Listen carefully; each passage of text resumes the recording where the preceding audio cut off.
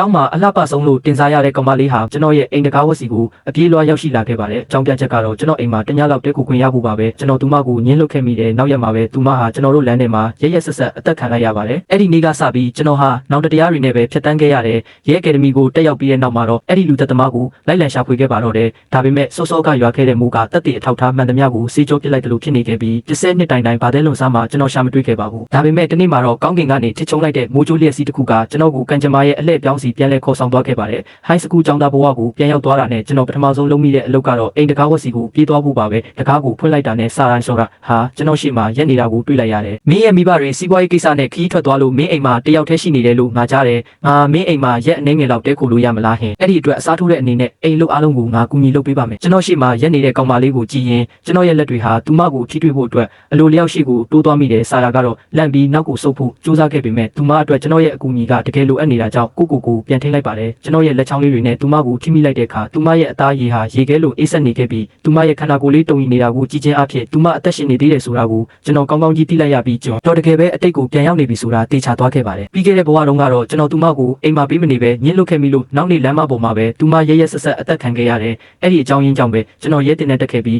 12ပတ်လုံးဒီအမှုကိုလိုက်ခဲ့တာပါ။ဒါပေမဲ့အဲ့ဒီညကတွန်းချခဲ့တဲ့မိုးသေးကတက်သေးတွေကိုဖျောက်ဖျက်သွားခဲ့တယ်။တောင်းပန်ပါတယ်လို့ပြောရင်းစာရာကကြောက်လန့်တကြားနောက်ကိုဆုတ်သွားခဲ့တယ်။ဒါပေမဲ့သူမချီချော်ပြီးနောက်ပြန်လဲကြတော့မဲ့အချိန်မှာကျွန်တော်ကလင်းမြန်ဖြက်လက်စွာနဲ့သူမရဲ့ခါကိုဖန်ထိန်ပြီးရင်ခွင်ထဲဆွဲသွင်းလိုက်ပါတယ်။မိုးရွာတန်တွေစူညံနေတဲ့ကြားထဲမှာကျွန်တော်တို့နှစ်ယောက်ကြားထူးဆန်းတဲ့တိတ်ဆိတ်မှုတစ်ခုစိုးမိုးသွားခဲ့တယ်။သူမဟာကျွန်တော်ရင်ခွင်ထဲမှာဘလောက်တောင်လန့်ဖြက်နေလဲဆိုရင်လှုပ်ရှားဖို့တောင်တတိမရှိရှာဘူး။ကျွန်တော်ချက်ချင်းပဲလက်ကိုဖယ်လိုက်ပြီးအလင်းရောင်နဲ့နည်းနည်းဝေးတဲ့နေရာကိုဆုပ်လိုက်တယ်။မင်းချမ်းလို့တုံနေလို့လေ။အဲ့ဒါကြောင့်နှွေးထွေးသွားအောင်လုပ်ပေးလိုက်တာပါစိတ်မရှိပါနဲ့လို့ပြောလိုက်တော့စာရာကတိုးတိုးလေးပြန်ပြောရှာတယ်ရပါတယ်။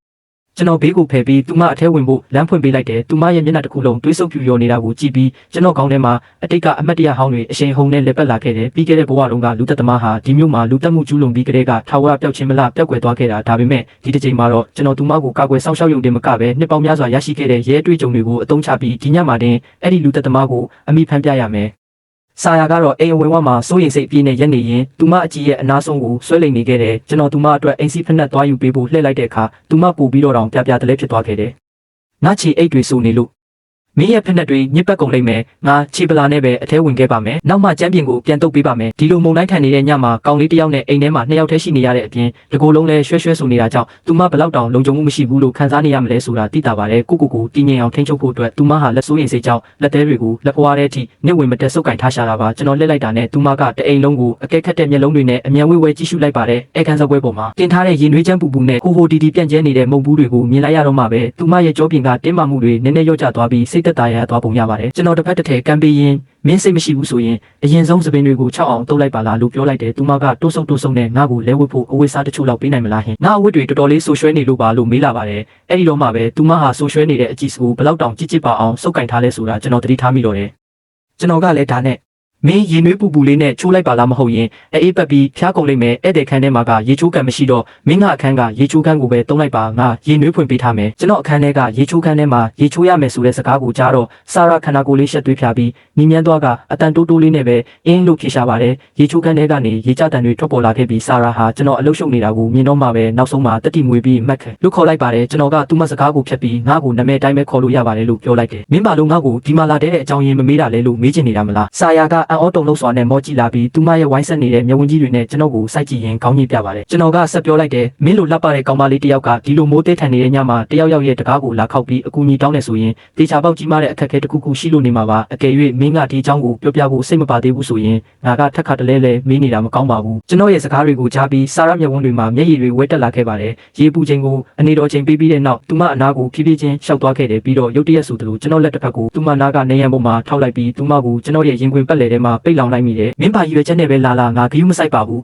ဒါပေမဲ့မင်းဒီမှာနေရင်ငါတခုခုမကောင်းတာလုံးမိမလားဆိုပြီးမကြောက်ဘူးလားနေရန်ကိုကျုံးမိထားတဲ့စာရာဟာသူမရဲ့နှက်ခမ်းလေးကိုကိုက်ထားမိတယ်သူမရဲ့အထဲမှာထူးဆန်းတဲ့အပူချိန်တစ်ခုကိုခံစားနေရပုံပါပဲသူမကတတိရှိနဲ့ကျွန်တော်မျက်လုံးတွေကိုတက်ကြည့်ပြီးငါမင်းကိုယုံတယ်လို့ပြောခဲ့ပါတယ်သူမရဲ့ဒီဖြစ်တစ်ခုလေးနဲ့တင်သူမကိုထပ်ပြီးစမ်းသပ်ဖို့အကြောင်းပြချက်မရှိတော့ပါဘူးဒီညမှာကျွန်တော်လုပ်เสียရေးကြီးတဲ့အလုပ်တွေရှိသေးတာကိုသတိရလိုက်မိတာကြောင့်ပြုံးပြီးလက်ကိုဖယ်ပေးလိုက်တယ်ကဲသွားပြီးရေချိုးလိုက်တော့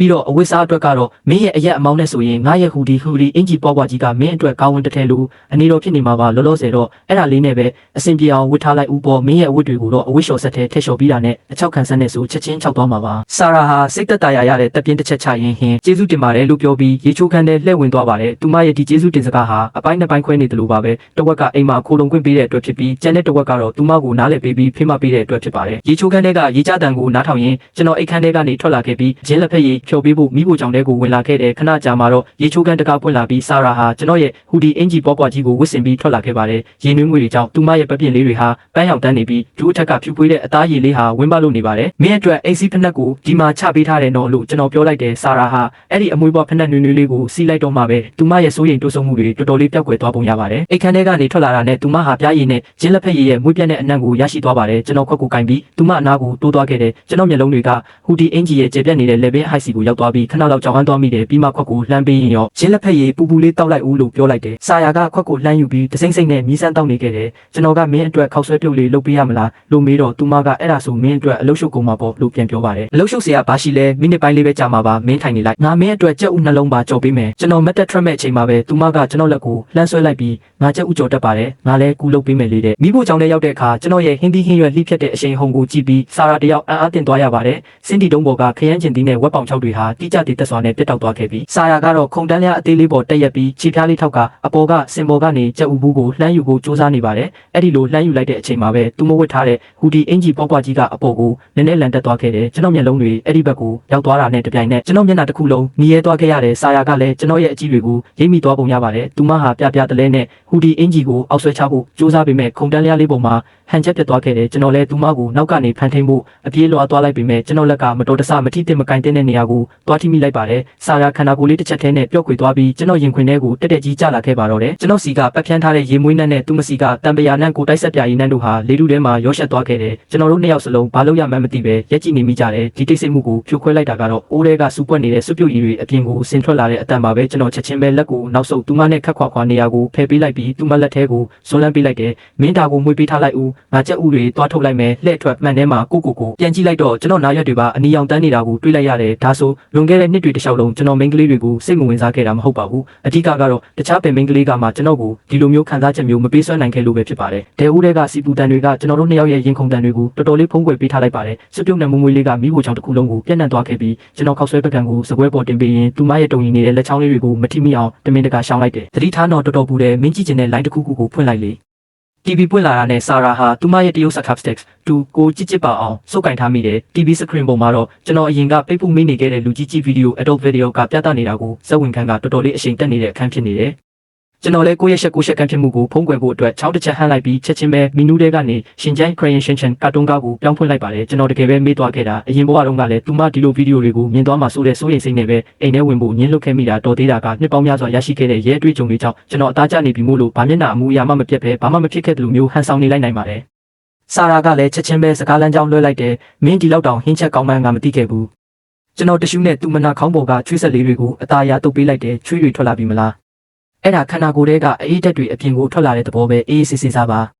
အိုးထဲမှာအများကြီးကြံသေးတယ်သူမဟာခောက်ဆွဲတွေကိုပဲအာယုံဆိုင်ပြီးစားနေခဲ့တဲ့စွပ်ပြုတ်ရည်ပါဝင်ပကံတစ်ခုလုံးကိုပြောင်းစင်အောင်တောက်လိုက်ပြီးနောက်သူမရဲ့မျက်နှာမှာထူးဆန်းတဲ့စိတ်အေးချမ်းမှုကိုမြင်တွေ့လိုက်ရတယ်တပကံတဲနဲ့ဗိုက်ပြည့်ရလားလို့မေးတော့သူမကခေါင်းညှိပြရှာတယ်သူမအဲ့ဒီလိုပြောပြတာနဲ့အပြင်မှာမိုးကြိုးတွေပြင်းထန်စွာထချုံသွားခဲ့ပါတယ်ကျွန်တော်မျက်လုံးတွေကချက်ချင်းပဲနာရီစီကိုရောက်သွားခဲ့တဲ့အချိန်ကည9နာရီ58မိနစ်ရှိနေပြီဒါဟာအရင်ဘဝတုန်းကလူတက်မှုဖြစ်ပွားခဲ့တဲ့အချိန်တိကျပါပဲလူတက်မှုဖြစ်ဖို့အချိန်ကအခုဆိုရင်နာရီဝက်ပဲလိုပါတော့တယ်ဒီတစ်ချိန်မှာတော့အဲ့ဒီလူတက်သမားရဲ့မျက်နှာအစစ်အမှန်ကိုငါတေချာပေါက်ဖော်ထုတ်ပြမဲ့အချိန်ကတိတ်မရှိတော့ဘူးဒါကြောင့်အရင်ဘဝတုန်းကလူတက်မှုဖြစ်ပွားခဲ့တဲ့နေရာအနီးနားစီကိုသွားဖို့ကျွန်တော်ချက်ချင်းပဲဆုံးဖြတ်လိုက်ပါတယ်ကျွန်တော်သူမကိုရေတစ်ခွက်နဲ့ချုံဖို့စောင်းတစ်ထည်လှမ်းပေးလိုက်ရင်မင်းထမင်းစားပြီးပြီဆိုတော့အိတ်ခမ်းမှာပဲထိုင်ပြီး TV ကြည့်နေလိုက်တော့ပကံတွေကိုတော့ငါပြန်လာမှဆေးလိုက်မယ်အပြင်ကိုမုံသွားဝယ်စရာရှိလို့ခဏလေးသွားလိုက်အောင်မယ်အခုပဲပြန်လာခဲ့မယ်လို့ပြောလိုက်တဲ့ဆာယာကအော်တုံလို့စွာနဲ့လှမ်းမေးတယ်ဒီလောက်မိုးတွေတေးထန်နေတာကိုအပြင်သွားမလို့လားကိစ္စမရှိပါဘူးဆိုင်ကအနီးနားတင်မဲ့ဥစ္စာ